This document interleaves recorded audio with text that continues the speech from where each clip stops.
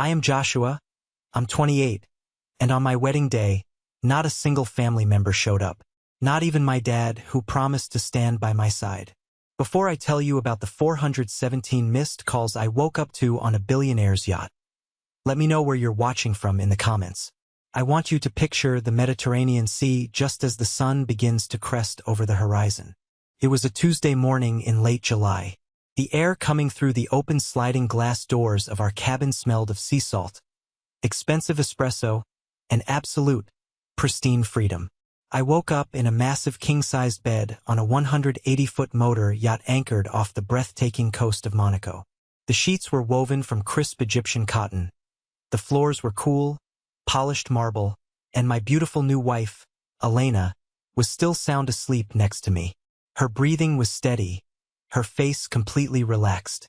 It was the kind of morning that felt entirely detached from reality. A slice of paradise that I never, in my wildest dreams, thought I would ever experience. I stretched, enjoying the quiet hum of the yacht's engines deep below deck, and reached over to the mahogany nightstand. I just wanted to check the time. I picked up my phone, tapped the screen, and for a terrifying second, I thought the device had completely short-circuited. The screen was frozen. It wouldn't swipe. It wouldn't unlock. It just glowed with a solid, impenetrable wall of notifications.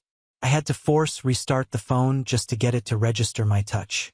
When the home screen finally loaded, my heart instantly hammered violently against my ribs. 417 missed calls and text messages. My stomach dropped into a bottomless pit. When you see a number like that, your brain immediately goes to the darkest possible place. You don't get 417 notifications overnight unless the world is ending. I thought there had been a horrific car pileup. I thought someone's house had burned to the ground.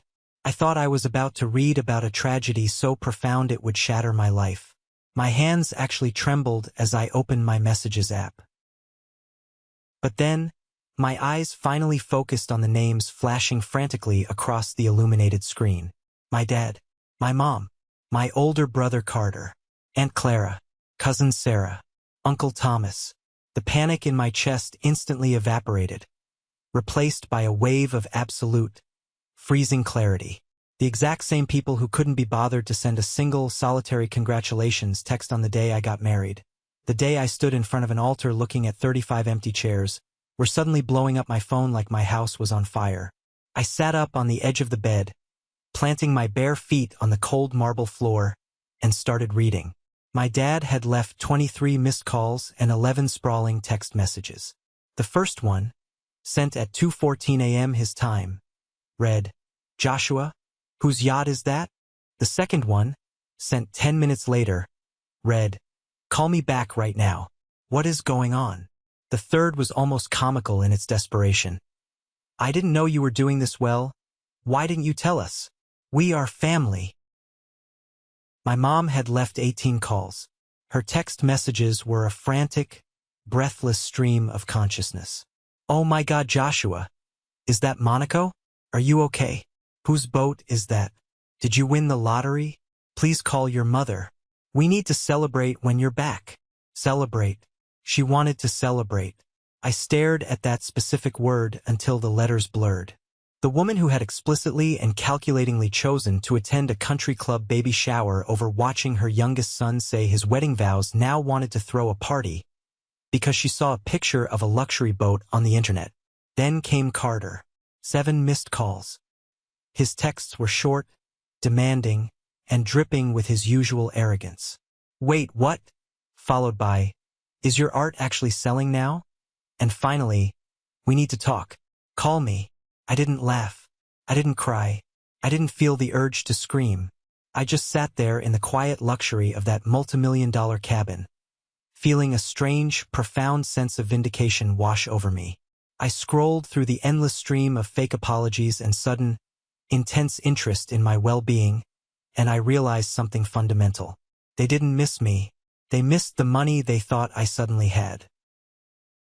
To understand the sheer, breathtaking hypocrisy of those text messages, to understand why I simply turned my phone on silent, tossed it into the nightstand drawer, and walked out to the balcony without replying to a single one of them, I have to take you back. I have to take you back 6 months before my wedding.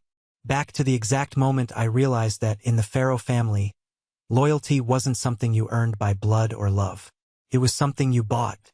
And my brother Carter always made sure he had the deepest pockets in the room.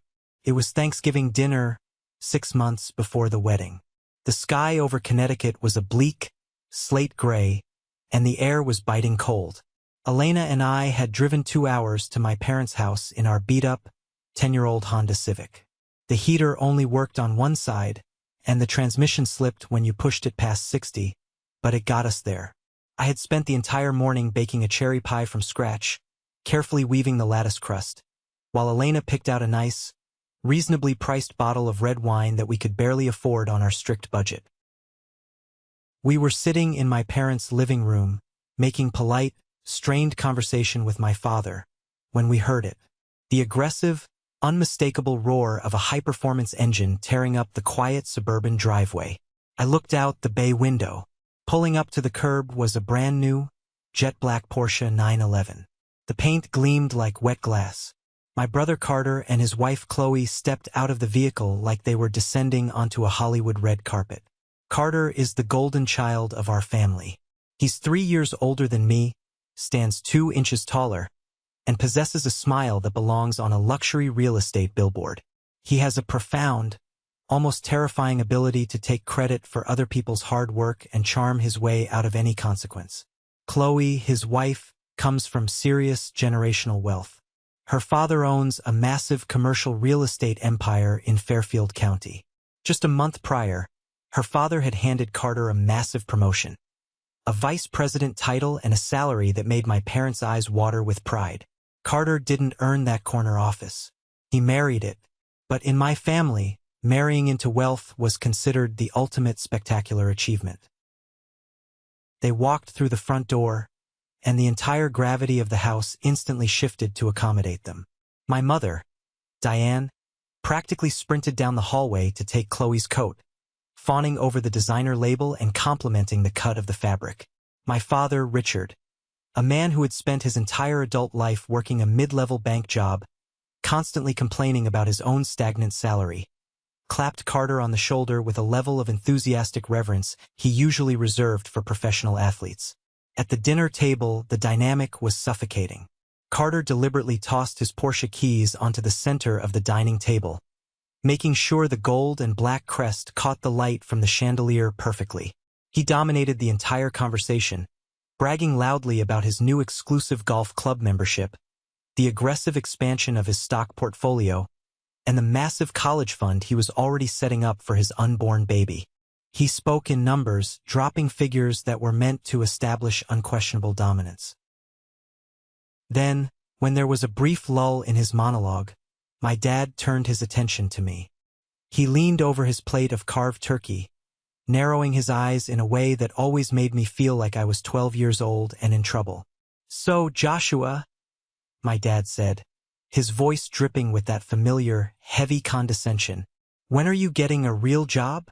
The table went dead, uncomfortably silent. The clinking of silverware stopped. Elena shifted tensely next to me, her hand immediately dropping under the table to find my knee. I took a slow breath, keeping my voice perfectly level. "I have a job, Dad. I'm a painter. I just sold 2 large landscape pieces to a gallery downtown. Things are picking up." Carter snorted loudly, swirling his expensive glass of Cabernet. "Right? But painting doesn't pay a mortgage, little brother. You can't live in that drafty rented studio forever. Eventually, you have to cut your hair, put on a tie, and join the real world. You can't feed a family with a paintbrush." "At least he has someone," Chloe chimed in from across the table. She offered me a smile so utterly full of patronizing pity that it made my stomach physically churn. "It's sweet that you guys are making it work on so little. It builds character, right?" I clenched my jaw so hard my teeth ached. A vein throbbed against my temple. I looked directly at my parents, waiting for them to say something, waiting for them to defend me, to remind Carter that success isn't exclusively measured by the emblem on your steering wheel or the size of your quarterly bonus. But my mother was busy pouring more wine into Chloe's glass, totally ignoring the insult, and my father just nodded in solemn agreement with my brother. I realized then, with absolute clarity, that I was invisible in that room. I wasn't their son. I was just the disappointing, eccentric younger brother who served as a convenient contrast to Carter's purchased greatness. I squeezed Elena's hand back under the table. We had each other. At that moment, I told myself that would have to be enough. Despite the absolute disaster of that Thanksgiving dinner, December brought the single happiest moment of my entire life. I asked Elena to marry me. There was no grand public spectacle. No flash mob, no hidden photographers, no massive diamond ring that cost a year's salary. I proposed on the paint-splattered floor of our cramped studio apartment in New Haven. It was late at night, the radiator was clanking loudly in the corner, and a heavy snow was falling outside the massive industrial windows. The room smelled strongly of turpentine, linseed oil, and old coffee. I had spent 3 weeks carving a ring out of a piece of reclaimed walnut wood, sanding it down until it was as smooth as glass. When I got down on one knee and asked her, her eyes instantly filled with tears. She pulled me down to the floor, laughing and crying all at once, kissing my face over and over. It was perfect. It was raw, and it was intensely real. We didn't want a massive, showy wedding. We couldn't afford one anyway, but even if we had the money, we didn't want the circus. We decided on a small, intimate garden ceremony in a historic coastal town about an hour away, set for June 14th. Just 40 guests, close family, a few good friends, and a retired local judge to make it official. The next morning, I called my parents to tell them the news. My mom answered the phone first. "Mom, Elena and I are engaged. We're getting married on June 14th. I told her, unable to keep the massive smile out of my voice. "Oh, that's nice, Joshua," she replied. Her tone was flat. Then, without missing a beat, she asked, "How much is this going to cost? You know your father and I can't foot the bill for a big party right now. Carter and Chloe are looking at houses, and we promised to help them with some interior design costs." That was her first reaction. Not, "Are you happy?" Not, "Tell me about the proposal." Just the financial bottom line, immediately followed by prioritizing my wealthy brother. I swallowed the lump of disappointment in my throat. "We're paying for it ourselves, Mom. It's going to be very small. Can I talk to Dad?" When my father got on the line, I felt that familiar, desperate, pathetic childhood urge to make him proud of me. "Dad," I said, my voice actually shaking a little bit, "I'm getting married." There was a long pause on the line, the kind of silence that makes you acutely aware of your own heartbeat. Then he cleared his throat. "Well, congratulations, son. I know it's small, Dad. I know it's not a country club blowout. But it would mean everything in the world to me if you stood up there with me. I don't have a huge bridal party. I just want you. I want you to be my best man." I held my breath. For all his flaws, for all the times he overlooked me, for all the times he let Carter belittle me, he was still my dad. I wanted him there.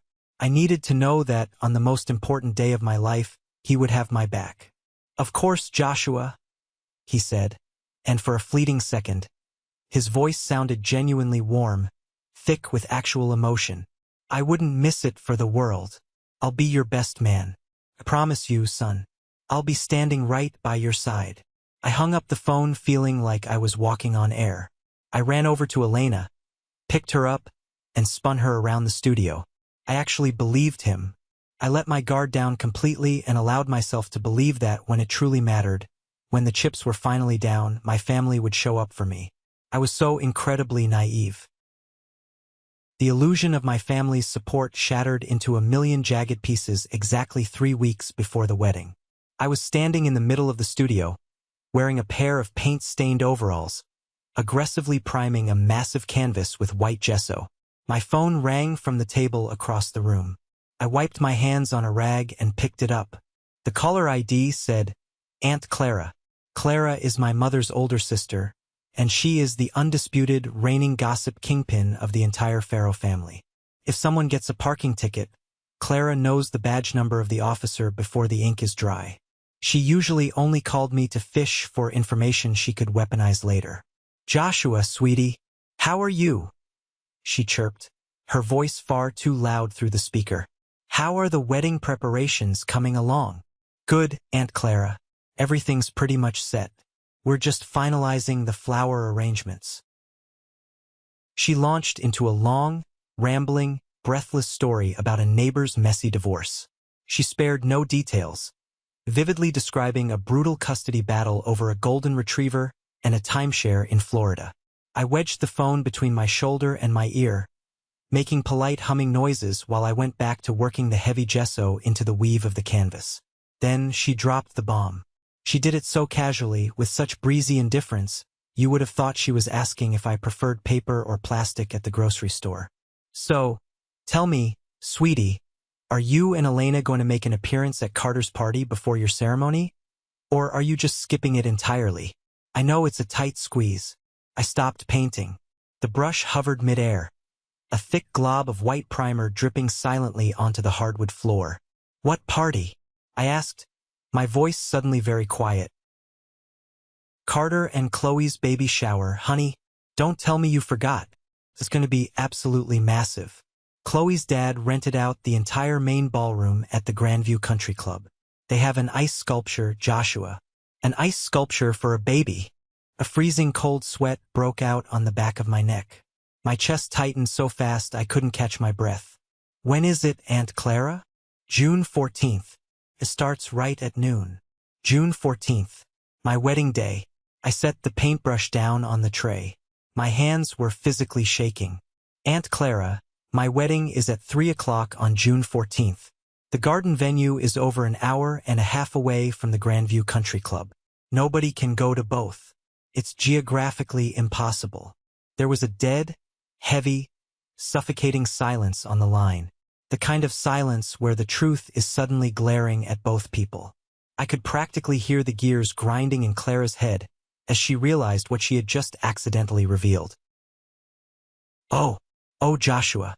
I thought you knew," Carter said. "I thought you guys coordinated this." "Coordinated?" I spat out, the anger finally bubbling up like battery acid into my throat. "Carter has known my wedding date for 5 months. He received our Save the Date magnet in January. It's been on his refrigerator." Clara stammered, mumbled a panicked, incoherent excuse about leaving something burning on the stove, and hung up the phone. I stood there in the middle of my quiet studio, staring at the blank, white canvas. He knew. My brother absolutely knew. He had deliberately, maliciously booked his extravagant baby shower on the exact same day, at the exact same time, forcing the entire extended family to make a choice. And he knew exactly who they would choose. An hour later, the door to my studio didn't just open. It was practically kicked off its hinges. My best friend David stormed in. David is a heavy-duty diesel mechanic, built like a brick wall, with grease permanently embedded in his knuckles. He has hated my brother Carter with a burning passion since we were teenagers. He marched straight over to me, his face red with fury, and shoved his grease-smudged smartphone directly into my face. "Tell me you've seen this. Tell me you know what that psychopath is doing." I took the phone. The screen displayed a long series of screenshots from the extended family group chat, a chat I had apparently been quietly removed from 3 months prior. David's mother was distantly related to my mom, which meant David still had backdoor access to the digital family drama. I scrolled through the messages. With every single line I read, the floor seemed to drop further and further out from under me. Carter hadn't just accidentally double-booked the date. He hadn't just been careless. He had orchestrated a surgical, highly calculated campaign to isolate me and ruin my wedding. There was a direct message from Carter to my mom. "Mom, if you guys go to Joshua's little garden party instead of Chloe's shower, her parents are going to be incredibly insulted. You know they're paying for the country club. You know Chloe is hormonal. Do you really want to risk damaging our relationship with her family over a wedding that probably won't last anyway?" There was a message to my Aunt Clara and Uncle Thomas. "Hey guys, just a heads up. Chloe's dad is going to have some of his heavy-hitting corporate buddies at the shower. Might be a good networking opportunity for Thomas if he's still looking for that promotion. Don't waste the day standing in the dirt at Josh's thing. And then I saw the worst one. A direct message aimed squarely at my father. Dad, be smart about this. Chloe's father is looking over his estate planning and the investments he holds with your bank branch. If you embarrass Chloe on her big day by ditching the shower to go be Joshua's best man, it's going to cause a massive rift. You don't want to mess with my potential inheritance, and you definitely don't want to mess with your own retirement accounts. Joshua will get over it.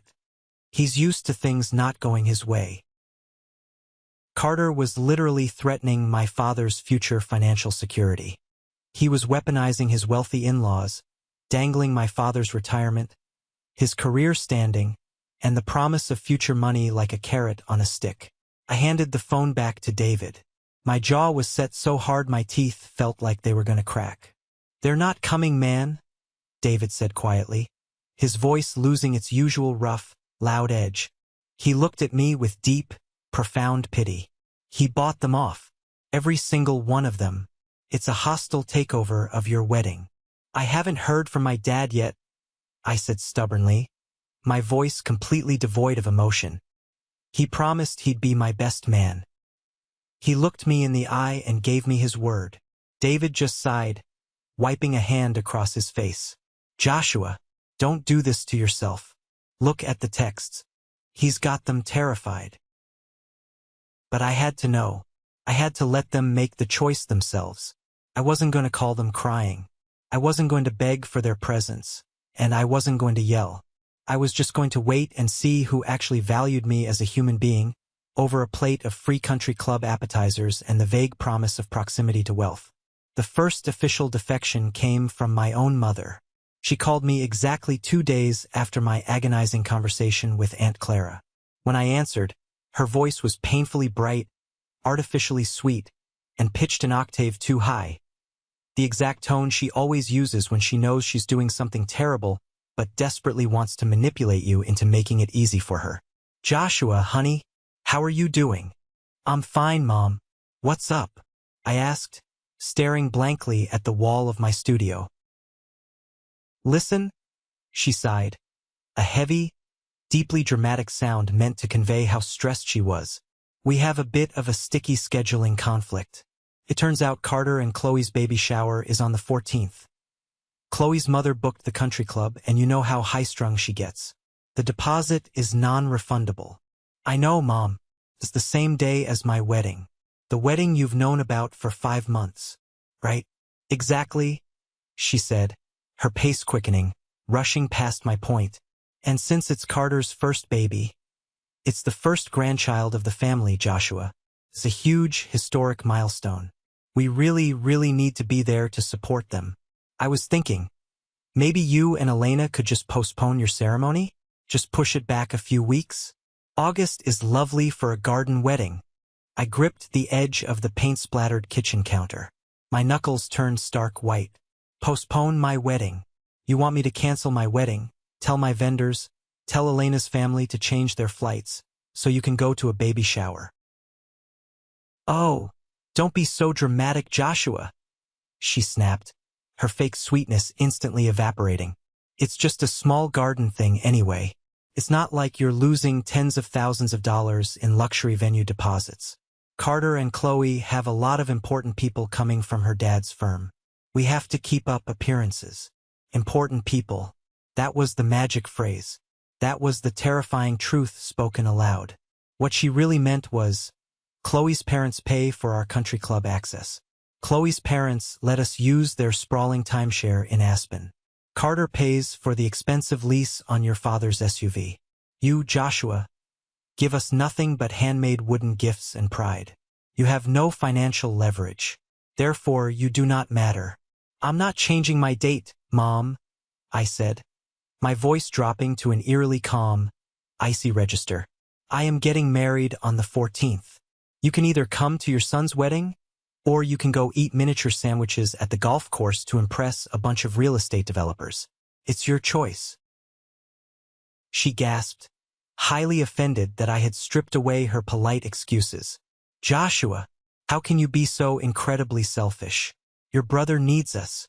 If you don't change the date, we can't come. Then don't come, I said, and I hung up the phone. I didn't yell.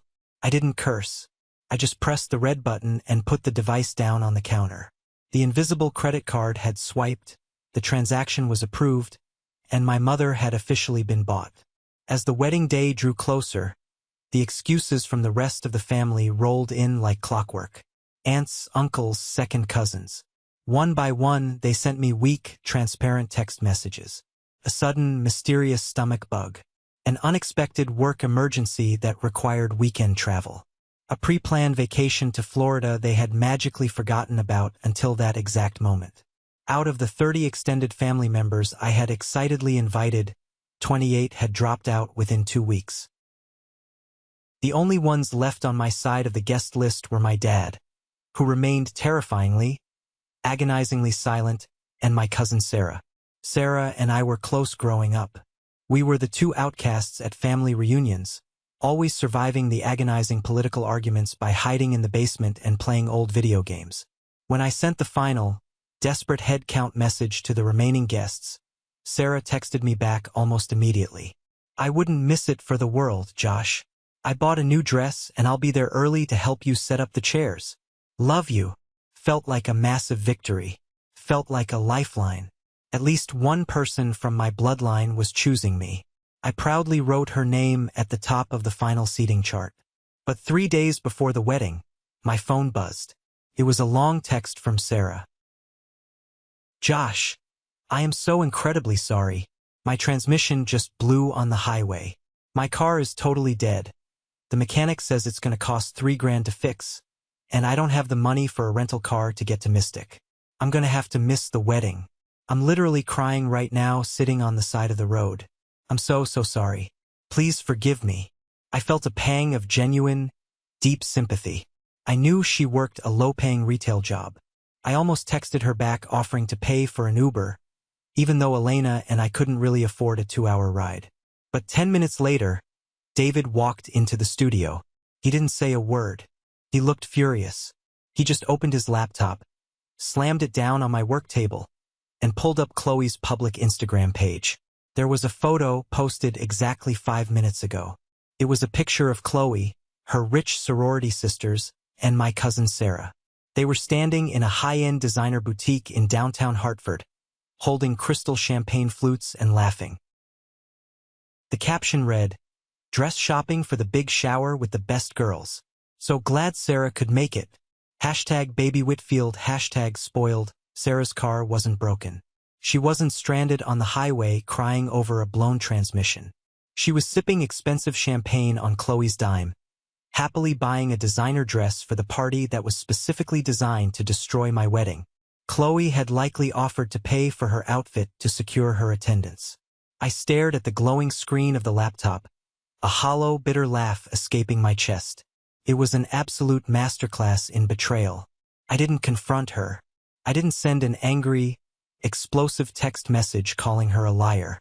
I just walked over to my physical guest list tacked to the corkboard, took a thick red Sharpie, and drew a slow, dark, permanent line straight through Sarah's name. June 14th. Wedding morning. I woke up at 6 a.m. The weather was mocking me with its perfection. Through the window, I could see a crisp, clear, brilliant blue sky with a gentle, warm breeze rustling the trees. I should have been a bundle of nerves. I should have been excited, full of adrenaline, pacing the floor trying to remember my vows. Instead, my stomach was tied in thick, agonizing knots.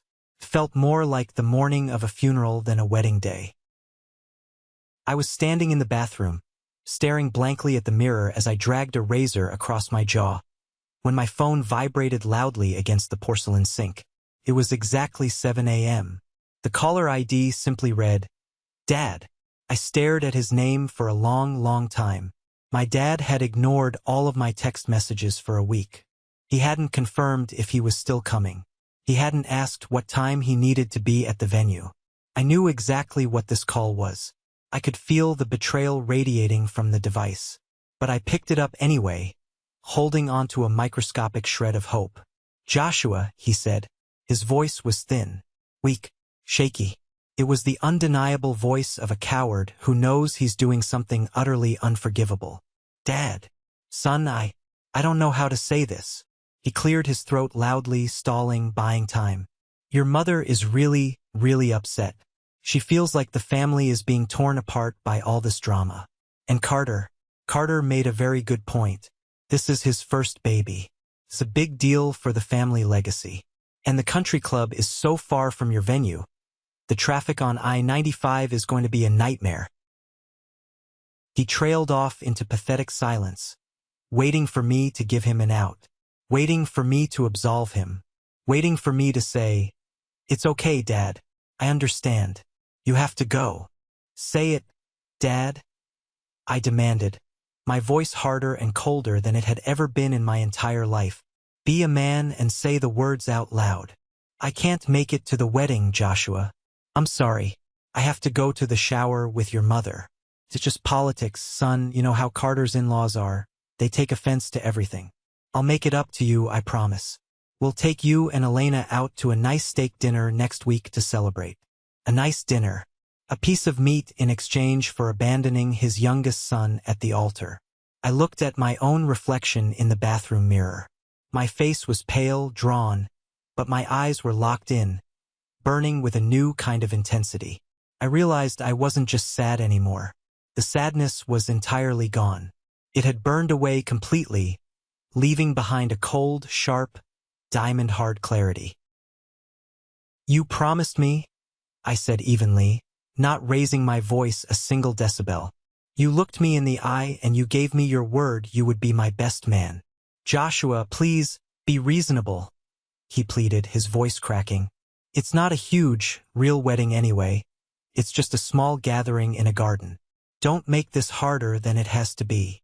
This is my only wedding day, Dad. There won't be another one. I gripped the edge of the sink. I want you to remember this conversation. I want you to remember that when you had to choose between standing by your own son or kissing the ring of your other son's rich father-in-law to protect your portfolio, you chose the money. Do not call me again. Have a great time at the country club. I hung up the phone. I didn't wait to hear his pathetic excuses. I went to his contact, pressed block caller, washed the shaving cream off my face, and put on my suit. The venue we had chosen was a small, beautifully maintained community garden tucked behind a historic stone library in Mystic, Connecticut. The grass was impossibly green, almost glowing in the afternoon sun, and the air smelled heavily of blooming hydrangeas and salt water from the nearby coast. We had rented 42 white wooden folding chairs. They were set up perfectly in 6 neat rows on either side of a makeshift aisle. The aisle led up to an archway I had spent 3 weekends building myself out of salvaged driftwood and fresh eucalyptus branches. I arrived an hour early. I stood at the front of the aisle, looking back at the seating arrangement. 42 chairs, waiting for people who were never going to come. By 2:45 p.m., our tiny handful of true friends started to arrive. David was the first one there, wearing a sharp navy suit that stretched tight across his broad shoulders.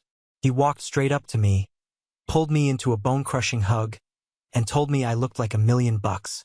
Then came Dylan, a quiet guy I went to art school with, holding hands with his girlfriend.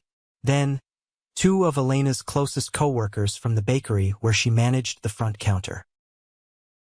And then, surprisingly, Harold arrived.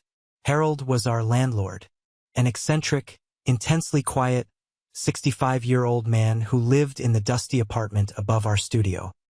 He usually wore worn-out, elbow-patched cardigans, drank cheap black coffee from a chipped mug, and occasionally drifted downstairs to look at my paintings.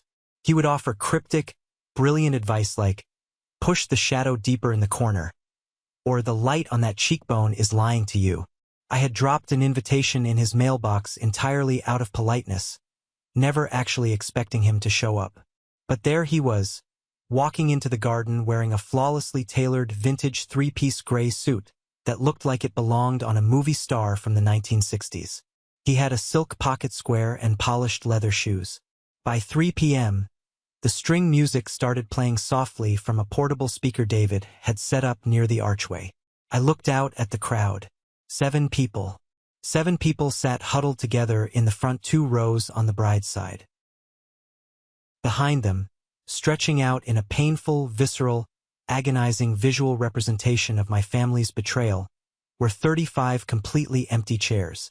The afternoon wind moved softly through the garden, rustling the leaves of the oak trees, blowing across the stark, glaring white wood of the vacant seats.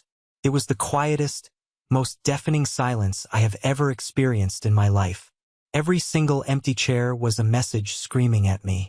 My mother, my father, my brother, my aunt, my uncle, my cousin Sarah. They all explicitly chose the country club. They all chose the money. The music shifted, the tempo slowing down to the bridal march. I pulled my eyes away from the rows of emptiness and looked toward the stone pathway at the back of the garden. Elena stepped out. She wore a simple vintage lace dress she had found at a thrift store and spent weeks altering herself by hand. She held a messy, beautiful bouquet of wildflowers we had picked the day before. The sunlight caught her hair, and she looked so breathtakingly, devastatingly beautiful that my chest physically ached. But she was walking alone. Her own father had passed away when she was in high school, and she was supposed to walk down the aisle toward me, where my father was supposed to be proudly standing by my side. Instead, we were 2 people entirely alone in the world, surrounded by a sea of empty white wood. Elena took her first tentative step down the aisle. Her smile was incredibly brave, radiating love, but I could clearly see the slight, nervous tremble in her hands as she gripped her bouquet. She kept her eyes locked entirely on me, desperately trying to ignore the glaring, humiliating void of the family side of the seating arrangement. I stood rigidly at the altar, my hands clutched tightly in front of me, fighting the overwhelming, suffocating urge to break down and cry. Then, something completely unexpected happened. Something that still brings tears to my eyes to this day. From the front row, Harold stood up. He didn't whisper a word to David or the others. He just stepped smoothly out of his row, buttoned his vintage suit jacket, and walked with slow, deliberate, incredibly dignified steps toward the back of the garden. He stopped right beside Elena. I watched, totally stunned, as this quiet, unassuming landlord offered his arm to my bride. Elena stopped. She looked up at him, her eyes wide with shock and confusion. Harold smiled. A gentle, profound, fiercely protective fatherly smile that I had never seen from him before. He patted her trembling hand, gently tucked it into the crook of his arm, and together, they began walking down the aisle. When they reached the front, Harold didn't let go and go back to his seat. He turned to me, his expression shifting into something deeply serious and respectful. "Your father should be here," Harold said, his voice low and firm, carrying only far enough for Elena, the judge, and me to hear. "But since he isn't man enough to do it, someone who actually sees your value should be." He took a step back, moved to my right side, and formally took the position of the best man. He stood exactly where my father had promised to stand. A heavy, agonizing emotional weight broke wide open inside my chest. I looked over at David, who was fiercely wiping a tear from his eye while giving me a sharp, affirming nod. I looked at Elena, who was openly weeping tears of profound gratitude. And I realized in that exact, crystal-clear moment that family is absolutely not defined by blood. Blood just makes you biologically related. Loyalty, respect, and choosing to show up when it counts the most. That is what makes you family. The judge cleared his throat, gave Harold a respectful nod, and the ceremony began. We said our vows. We exchanged the wooden rings I had painstakingly made. We promised to choose each other, to protect each other, every single day, no matter what the world threw at us. And when the judge finally pronounced us husband and wife, those 7 beautiful people sitting in the front row stood up and cheered so loudly, so fiercely, that it filled the entire garden. For 12 glorious minutes, those 35 empty chairs didn't matter at all. After the ceremony concluded, we didn't have a massive reception hall booked with crystal chandeliers. We didn't have a 5-tier fondant cake or a professional DJ with a light show. We simply moved to the stone patio area of the garden, ordered a dozen gourmet pizzas from a famous local spot down the street, and drank cold beer out of a massive plastic cooler David had hauled in from his truck. It was incredibly intimate. It was full of genuine, raucous laughter. Harold sat at a table with David, talking quietly about classic cars, while Elena and I danced barefoot on the soft grass to a playlist running off a phone connected to a Bluetooth speaker. But as the sun began to set, casting long, mournful shadows across the lawn, I sat down at one of the empty tables just to catch my breath. The adrenaline and pure joy of the ceremony were slowly fading, and the brutal reality of the day was creeping back into my mind. I pulled my phone out of my suit pocket. I knew I shouldn't look. It's like pressing on a deep bruise just to see if it still hurts. But I opened the Instagram app anyway. The very first thing that popped up on my feed was a post from Chloe. It was a massive carousel of 10 professionally edited, high-resolution photos. The Grandview Country Club looked like a movie set. There were massive towers of pink and blue balloons arching over the entrance, a towering champagne pyramid, a private string quartet playing in the corner. And there, proudly displayed in the third photo, was my family. My mother, holding a mimosa, head thrown back, laughing hysterically at something Chloe's wealthy, heavily Botoxed mother was saying. My father, wearing his best tailored suit, standing proudly next to Carter, looking incredibly thrilled as he held up a tiny, ridiculously expensive designer baby shoe for the camera. Cousin Sarah, miraculously recovered from her blown transmission, posing with a massive piece of cake and a gift bag. The caption read, "Surrounded by the people who matter most. Family is absolutely everything. #blessed #baby shower." I stared at the glowing screen until my eyes burned. Not a single one of them had sent me a text message. Not a quick thinking of you. Not a pathetic sorry we couldn't make it. They had completely, thoroughly erased me from their minds the absolute second the champagne started flowing and the networking began. I swiped to the next photo. I zoomed in on the background. Chloe's father was standing in the far corner, looking incredibly stressed, talking aggressively on his phone. His face was red. I noticed it briefly, wondering if he was dealing with his lawyer about a bad real estate deal, but I quickly swiped away. It didn't matter to me. They were in their wealthy, superficial world, and I was banished to mine. I felt a warm hand rest firmly on my shoulder. It was Harold. He was holding his phone in his other hand, looking down at me with an expression I couldn't quite read. It wasn't pity. It looked more like intense calculation. "Don't let them ruin today, Joshua," Harold said quietly, his voice cutting through the distant sound of music. "I'm trying not to, Harold. It's just hard to accept that this is what they chose. They look so happy." Harold looked out over the rows of empty chairs, then down at his phone screen. I noticed he had a text thread open, filled with long, detailed paragraphs of text sent to a contact simply named Victor. "Sometimes," Harold said, his voice taking on a sharp, authoritative, incredibly powerful edge that did not match the cardigan-wearing landlord I knew, "people need to be shown exactly what they threw away. And sometimes, Joshua, the universe has a very, very funny way of balancing the scales." He tapped send on his phone, slipped it into his suit pocket, and gave my shoulder a firm, reassuring squeeze. "Go dance with your beautiful wife. Your life is just beginning." I didn't know it then, sitting in the twilight of my pizza reception. I didn't know that Harold wasn't just sending a casual text to a friend. I didn't know that the quiet, unassuming old man who lived upstairs had just set off a massive, unstoppable chain of events that was going to completely obliterate my family's social standing, destroy my brother's inflated ego, and turn my entire world upside down in exactly 14 days. 2 weeks passed. For 14 days, my phone remained completely silent. Not a single member of my family reached out to see how the wedding went or to apologize for their absence. It was as if Elena and I had simply ceased to exist the moment they walked into that country club. We went back to our rented studio, I went back to painting, and Elena went back to the bakery.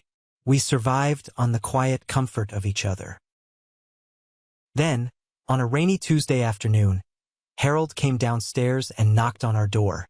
He wasn't wearing his vintage suit anymore. He was back in his worn-out cardigan, holding his chipped coffee mug. "Joshua, Elena," he said, his voice unusually formal. "I need you both to come upstairs to my apartment. There is something we need to discuss." I looked at Elena. She shrugged, wiping flour off her apron. We followed Harold up the narrow, creaking wooden staircase to the second floor. I had never been inside Harold's apartment before. When he unlocked the door and pushed it open, I completely stopped in my tracks. It wasn't just an apartment. It was a museum. The walls were lined floor to ceiling with custom bookshelves, packed with heavy art history volumes, auction catalogs, and biographies. But what caught my eye were the framed photographs lining the hallway. There was Harold, 30 years younger, standing next to Andy Warhol. There was Harold shaking hands with Jean-Michel Basquiat. There was Harold, in a sharp tuxedo, cutting the ribbon at a massive gallery opening in Manhattan. "Sit down," Harold said, pointing to a leather sofa in the center of the room. He walked over to a heavy oak desk and picked up a thick, manila envelope. He brought it over and set it on the coffee table right in front of me.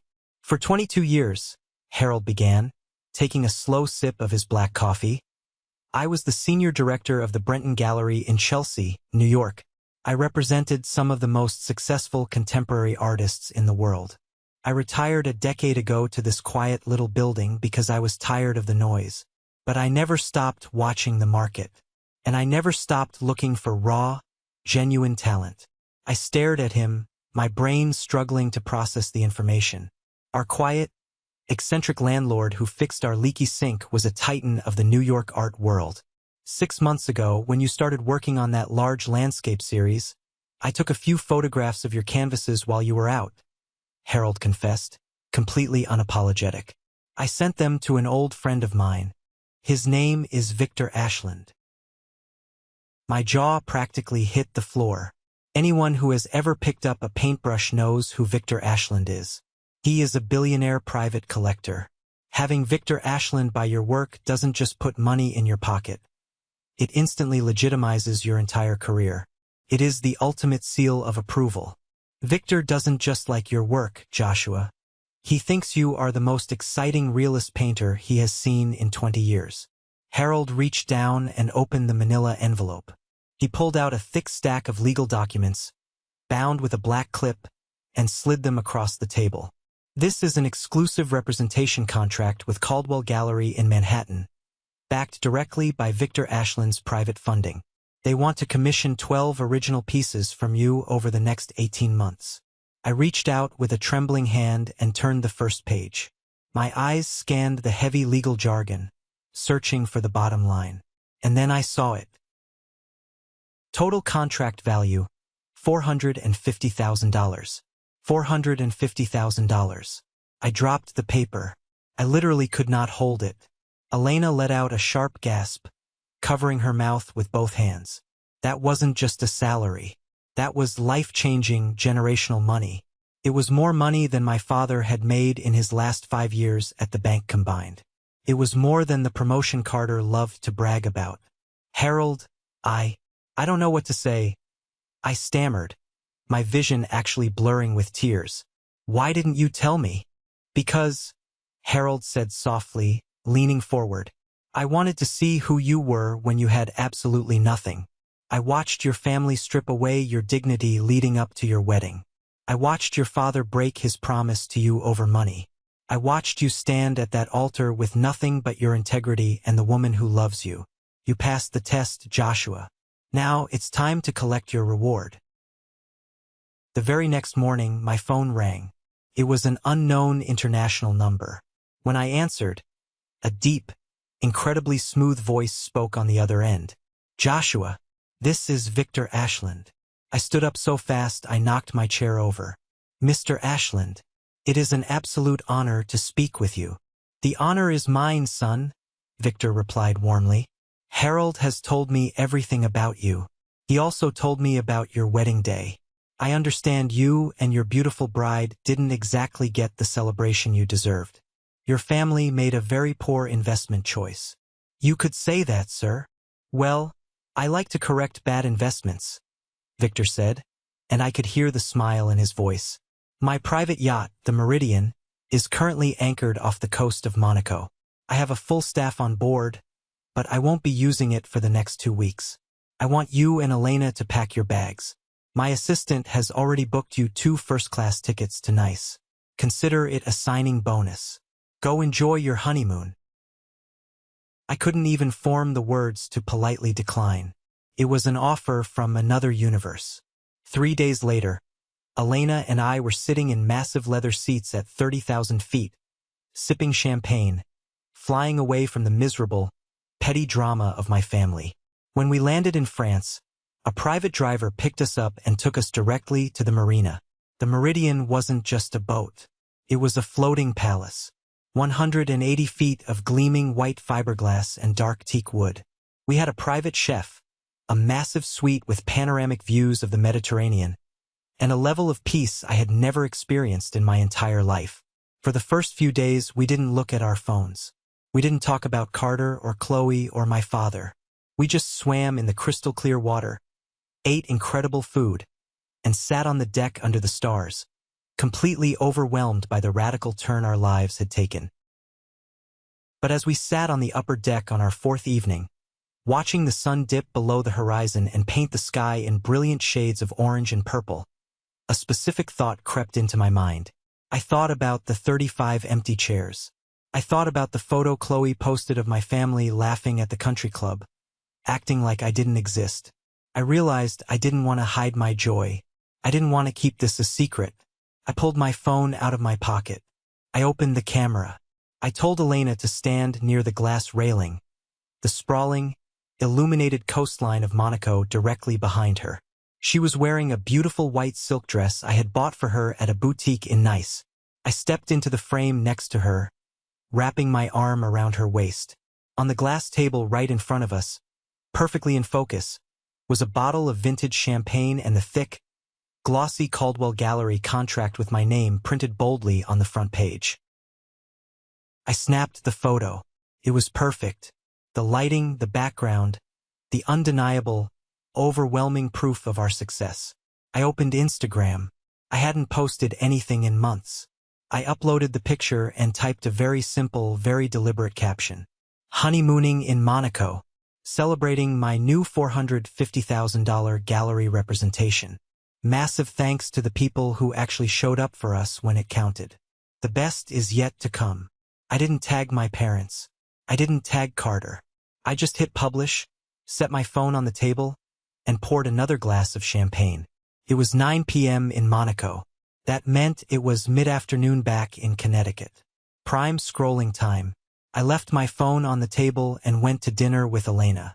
When we came back to the cabin a few hours later, I picked up the device. This is the moment that changes everything, the moment I finally took back control of my life. Thank you so much for your patience and for staying with me until now. You've been amazing. Please give this video a like and comment below to let me know you've made it this far. Not only does this help more people find this story, but it also lets me know that my experiences truly mean something to someone. Your support is my greatest motivation to keep sharing the rest of this journey.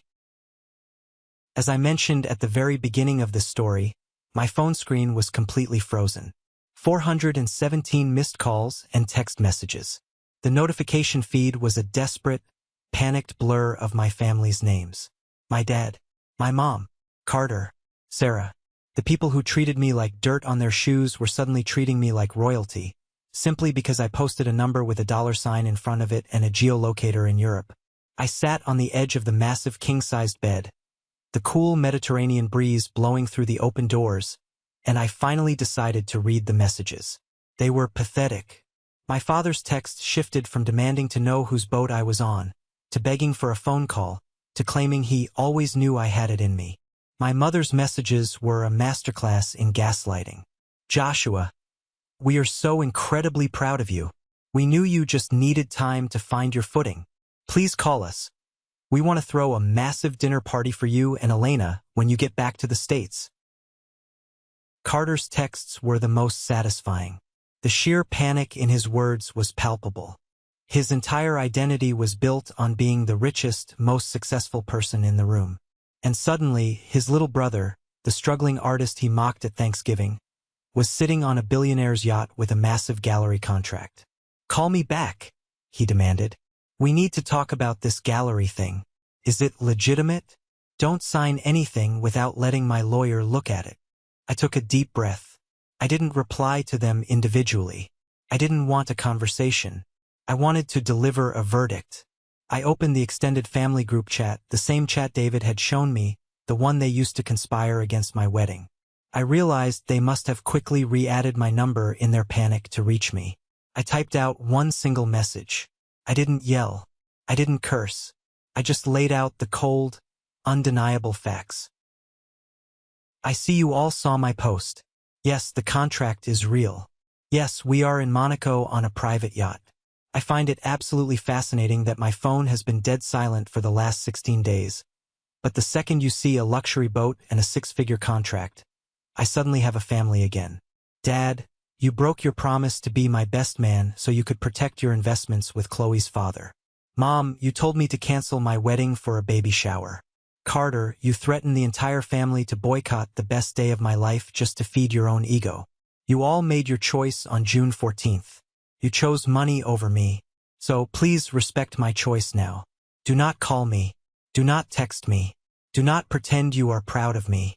You are not my family anymore. Enjoy the country club." I hit send.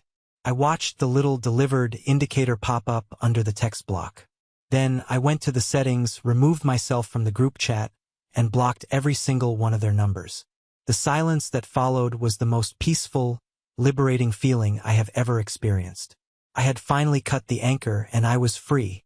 When we returned to New York, the real work began.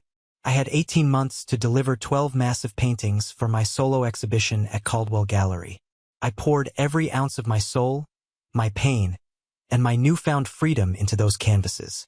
I called the exhibition The Seventh Chair. The opening night was in early November.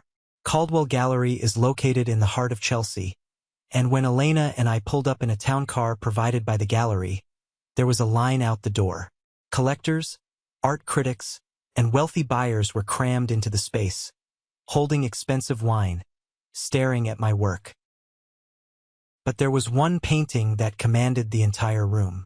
It was the centerpiece of the exhibition, hanging on a massive white wall entirely by itself. I titled it simply, June 14th.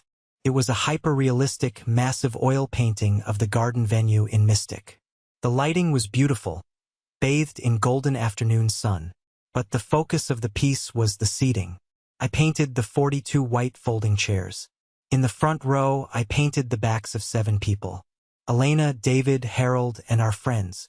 And stretching out behind them were 35 perfectly rendered, devastatingly empty white chairs. I painted every shadow, every blade of grass beneath them. You could practically feel the cold wind blowing through the vacant space. It was a monument to my family's betrayal, immortalized on canvas for the entire world to see. A prominent art critic from the New York Times stood in front of the painting for 20 minutes. The next morning, the Sunday edition of the Times ran a massive feature on the exhibition. The headline read, "The Deafening Silence of Empty Chairs, Joshua Delaney's Masterpiece of Familial Betrayal." The article detailed the exact story behind the painting. It talked about the brothers' baby shower at a country club. It talked about the father who refused to be the best man. It didn't use their full names, but in the affluent circles of Connecticut where my family desperately tried to fit in, everyone knew exactly who the article was about. Aunt Clara, before I completely cut her off, had frantically emailed David, complaining that Carter and Chloe were being laughed out of their country club. People were whispering behind their backs. The golden boy had been exposed as a petty, jealous tyrant, and my parents were revealed as shallow social climbers who abandoned their own son. The painting sold that night to a private collector in London for $120,000. They say karma is a mirror, but I think it's more like a wrecking ball. It takes its time swinging back, but when it hits, it destroys the entire foundation. About 4 months after the gallery opening, the Connecticut real estate market took a brutal, unexpected downturn. I heard the news from David, who still kept an ear to the ground in our hometown. Chloe's father's commercial real estate firm, the massive empire that funded my family's arrogance, was heavily overleveraged. He had bet millions on 3 massive strip mall developments that completely stalled due to zoning issues and dried up funding.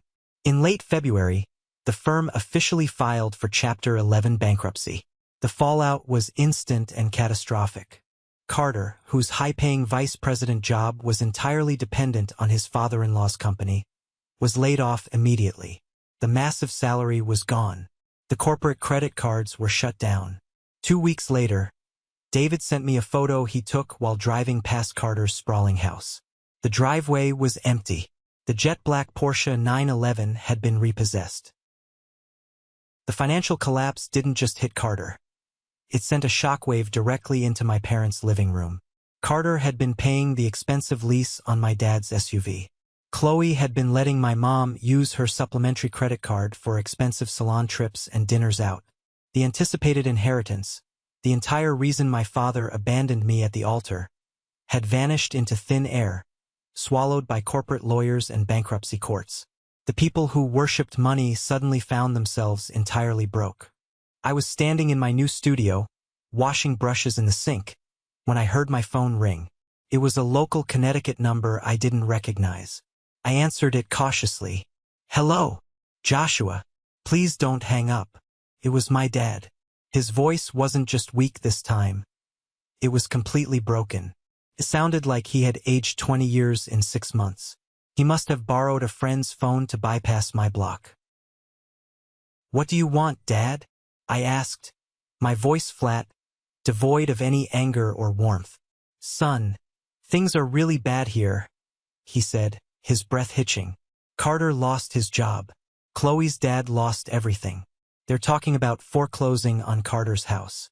And your mother and I, we're struggling. I took a pay cut at the bank, and without Carter helping us out with the car payments, we might lose our house too." He paused, waiting for me to step in, waiting for the newly wealthy, successful son to play the hero. "I heard," I said simply. "Joshua, I saw the article in the Times. I know you got that massive contract. I know you have the money. Please, son. We are your family. We are desperate. We just need a loan to keep our heads above water. Just until Carter finds a new position." I turned off the water in the sink. The silence in my studio was heavy, but it wasn't the agonizing silence of the empty chairs at my wedding. It was the peaceful silence of a man who finally holds all the cards. "Dad," I said, my voice incredibly steady. "6 months ago, I begged you to stand next to me on the most important day of my life. I begged you to be my best man. And you told me you couldn't, because you needed to protect your investments with Chloe's dad. You told me it was just politics. I was wrong, Joshua. I was so wrong. I'm sorry," he cried into the phone. "I know you are," I replied. "But I'm going to tell you the exact same thing you told me that morning. Don't make this harder than it has to be. I am not your backup plan, Dad. I am your son, and you treated me like I was completely optional. You chose your team. Now you have to play for them. Joshua, please." "Goodbye, Dad." I hung up the phone. I didn't feel a surge of evil joy. I didn't feel a thrill of revenge. I just felt a profound, heavy sense of closure. The scales were balanced. An hour later, the same unknown number called back. I knew exactly who it was. I answered it, putting the phone on speaker and setting it on the table. "You selfish, arrogant little prick," Carter's voice spat through the speaker, trembling with absolute, unhinged rage. "Hello, Carter. How's the Porsche?" I asked casually. "Shut your mouth," he screamed. "You think you're so incredible now, don't you? Sitting in your fancy studio with your millionaire friends while your own parents are about to lose their house? You have the money to fix this, Joshua. You owe us." "I don't owe you a single dime," I said, leaning over the table. "You spent my entire life treating me like a failure. You deliberately booked your ridiculous country club party on my wedding day just to prove you could control the family.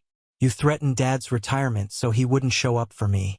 You built your entire life on someone else's money, Carter, and now that it's gone, you have absolutely nothing to show for it. "You got lucky," Carter yelled, his voice cracking, the polished, arrogant facade totally disintegrating. "That's all it was. Some old landlord felt sorry for you. You're still the same pathetic loser painting in a basement. You didn't earn any of this." I listened to him scream, his jealousy completely consuming him. He couldn't handle the fact that my success was built on my own talent, while his success was built on a fragile house of cards that had just violently collapsed. "I earned my life, Carter," I said quietly. "You bought yours and then you lost the receipt. Don't ever call this number again." I hung up, blocked the new number, and walked out of the studio. 6 months later. It was a beautiful Sunday morning in early May. I was standing on the back porch of a massive, beautiful 4-bedroom house in Westport, Connecticut. The property sat on 2 acres of land, bordered by heavy oak trees and a winding creek. The bottom floor was a sprawling, custom-built art studio with massive skylights. I bought the house in cash. No mortgage, no help from anyone. Just the money I earned from my own 2 hands and a paintbrush. Elena was out in the backyard, wearing a sun hat, planting rows of fresh lavender in the garden. She looked up at me and smiled, wiping dirt from her forehead. We were happy. We were truly, deeply happy. I heard a car pull into the long gravel driveway. I walked around to the front of the house. It was Harold driving his old, beat-up Volvo. He stepped out of the car holding a bottle of expensive red wine, smiling warmly. He came over every Sunday for dinner. He wasn't just my landlord anymore. He was the closest thing I had to a real father. But right behind Harold's car, another vehicle slowly pulled into the driveway. It was a battered, 10-year-old sedan. The driver's side door opened, and my father stepped out. He didn't look angry. He didn't look demanding. He looked incredibly small, wearing an old flannel shirt, his shoulders slumped in defeat. He walked slowly up the driveway, stopping a few feet from the porch. I stood there, my hands in my pockets, waiting. "I didn't come to ask for money, Joshua," he said, his voice quiet, almost a whisper. "Carter and Chloe moved into a small apartment in Stamford. Your mother and we downsized. We sold the house. We're renting a small place in town." I just nodded, absorbing the information. He reached into the front seat of his car and pulled out a small, dusty cardboard box. He walked up the steps and set it gently on the porch railing. "I was packing up the attic," he said, looking down at his worn-out shoes. "I found these, your old art awards from high school, the ribbons, the certificates.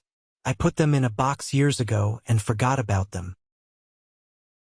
He finally looked up at me, and I saw genuine tears pooling in his eyes. Not tears of manipulation, but tears of profound, agonizing regret. "I sat in a country club eating tiny sandwiches while my son got married to empty chairs," he whispered, his voice cracking. "I traded my son for a seat at a table that doesn't even exist anymore. I will carry that shame for the rest of my life. I don't expect you to forgive me. I just wanted to bring you your awards. You earned them." He turned around and started walking slowly back to his car. I watched him go. I felt a pang of sadness, a dull ache in my chest for the relationship we could have had, if he had just been a little braver. But I didn't stop him. I didn't call him back. Forgiveness isn't a switch you just flip. It's a bridge, and right now, the bridge between us was completely burned. I picked up the dusty box of my old awards, turned around, and walked back into the bright, warm sunlight of my own home, where my real family was waiting for me. Thank you for sticking around and listening to my story. I know it was a long journey, but I hope this resonated with you in some way. Have you ever found yourself in a similar situation, where you had to walk away from toxic family members to protect your own peace? Let me know down below. And for those of you who made it to the very end of this video, you belong to a special group. I want you to comment the letter W down below. W stands for winner. That is our secret code. It lets me know that you are part of the 1% club, the amazing people who stayed with me until the very last second. Please hit that like button, and make sure you follow the channel so we can stay connected. I have so many more stories to share with you all. Until next time, stay strong, know your worth, and never let anyone treat you like an option.